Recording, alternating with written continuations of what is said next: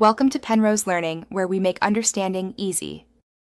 In this video, I will explain how to change battery in Dodge Dart Key fob, updated. Open the fob at the seam using a small flat tool, separate the halves gently, and remove the circuit assembly. Note the battery orientation, usually with the positive side up. Replace with a compatible CR2032 cell, press the battery into place, reassemble the shell, and test both lock and unlock functions to confirm successful replacement. I'll walk you through the tools and parts you need, and why each item matters for a smooth swap. You only need a small flathead or plastic pry tool and a fresh CR2032 battery. Avoid using excessive force to prevent cracking the plastic shell or damaging the circuit board.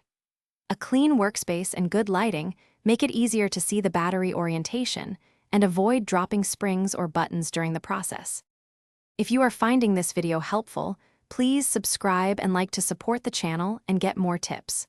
Quick recommendation: the new Kindle Paperwhite is great for reading while you wait on parts, and it pairs well with DIY sessions for manuals and checklists. Check the description for the link and other deals I mentioned, then now let's get back to the video. Follow these steps slowly and deliberately to avoid mistakes. Pry open the case seam, lift out the circuit board, and remove the old CR2032 cell with a plastic tool.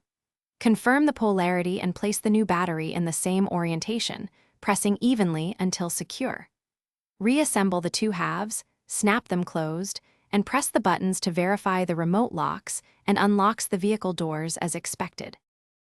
Thanks for watching. If this was helpful, leave a like and consider subscribing. See you next time.